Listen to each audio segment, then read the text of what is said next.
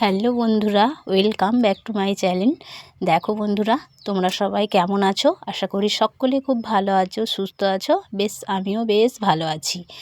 আর আজকের সকালটা দেখো কত সুন্দর, কি বলবো, রমঝম করছে চারিদিক থেকে।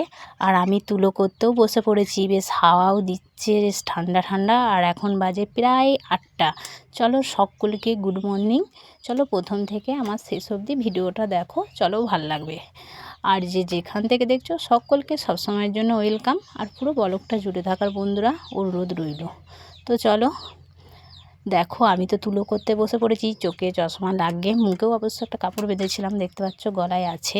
আর ওইটুকু তুলো আছে, ওইটা করলেই হয়ে যাবে। চলো তো তুলোটা করে নিই। কিছু খাইনি, চাটা জানো, বসে পড়েছি এসেই। আর তুলো করে একবার ওই যে হয়ে গেছে ওটা।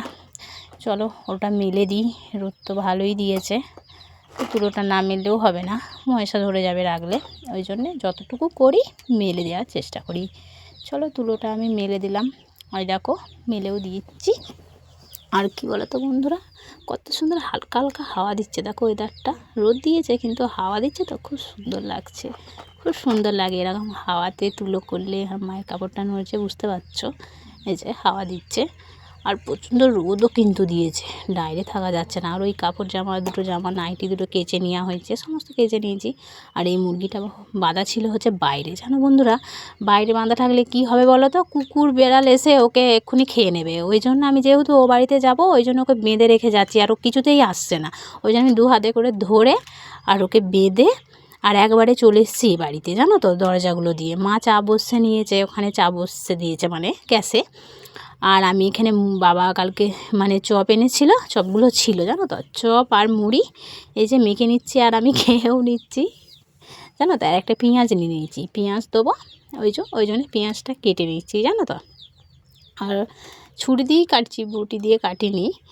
আর আমি বলছি একটুখানি সর্ষের তেলের বোতলটা নিয়েছি, আমি যে সর্ষের তেল একটু দিয়ে দিয়ে মুড়িটা মাখবো, পেঁয়াজটা তখন কেটে নিই। ওই জন্য আমি একবারে সর্ষের তেল দিয়ে দিলাম। দিয়ে এই যে চাও আমার ফুটে গেছে, মাখতে মাখতে অবশ্য মুড়ি মাখা হয়নি, চলে এসেছি চাটা ফুটে গেছে বলে, মানে নাবাতে। আর এই যে নাববে নিয়ে চলে এসেছি চা। আর এই যে মুড়ি মাখছি আমি।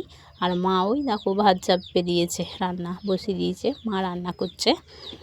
অবশ্য মা রান্না করবে না, গরু বাছুর আনতে যাবে, আমাকেই করতে হবে। আর ওই দেখো আমি চা একবারে ঢেলে নিচ্ছি কাপে। তো চলো ঢেলে নিই। আর লিকার চা তো বেশি মানে চা দিইনি, জানো তো, হালকা চাই ভাল লাগে, বেশি চা কষা লাগে আমার অবশ্য। ওই দেখো এত মুড়ি অবশ্য খাবো না বন্ধুরা, তোমরা ভেবেছো হয়তো আমি গামলি ধরেই খেয়ে নেবো, তো না, আমি মুড়ি এমনিতেই ভালোবাসি না।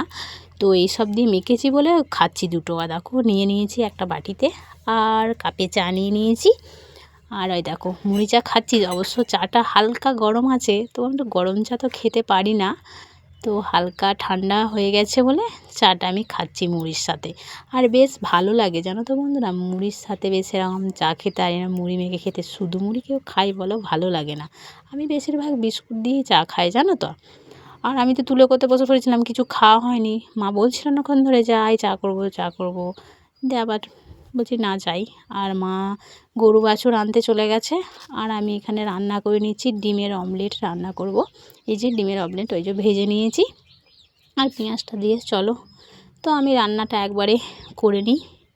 চলো কি করব, গরম প্রচণ্ড, জানো তো, প্রচণ্ড গরম। এত গরমের তাপ বন্ধুরা, কি বলবো তোমরা গিয়ে। আর বিছানাও তো আমার গোছানো হয়নি, তরকারিটা বসিয়ে পুরো বিছানাটাও বলছি গুটিনি।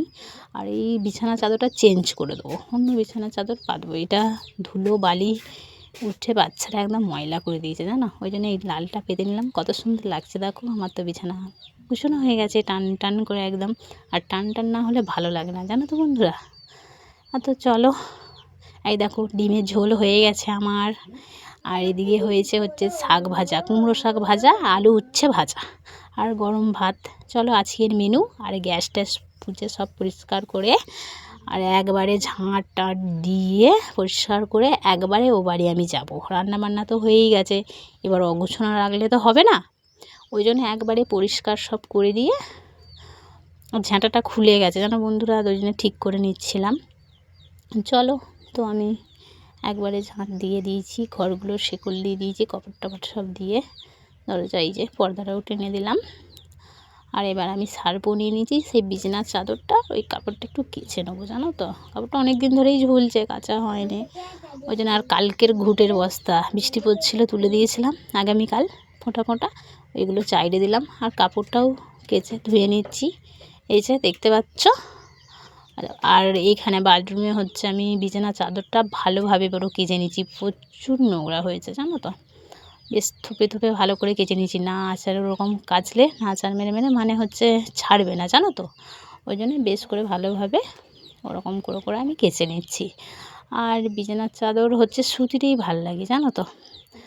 আর না কাচলেও হবে না, রোদটা দুদিন ধরে কাচবো কাচবো করছি, কিন্তু থেকেই যাচ্ছে, ওঠানাই হচ্ছে না, জানো তো, পুরো হচ্ছেই না কাচা। ওই জন্য আজকে ঠিক করেছি, আজকে তো আমি কাচবই বিছানার চাদর, না কাচলে হবে না। ওই জন্য একবারে বলছি কেচে নিয়ে চলে এসেছি বালতিতে। হ্যাঁ দেখো, আর হাঁপিয়েও গেছি আমি, জানো তো। আর ওইগুলো সব তুলে নেবো, সোয়েটারটাই দেবো।